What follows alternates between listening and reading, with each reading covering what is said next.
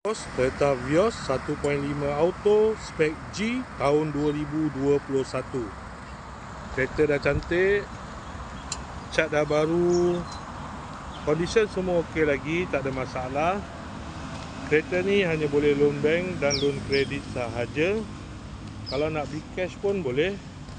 Kalau berminat boleh datang kedai Jatuh Kereta, boleh test drive. Kereta ni accident free, boleh jalan jauh, tak ada masalah. Kereta ni ada waranti 1 tahun. Jom kita tengok bahagian dalam. Dalam masih cantik lagi, leather seat.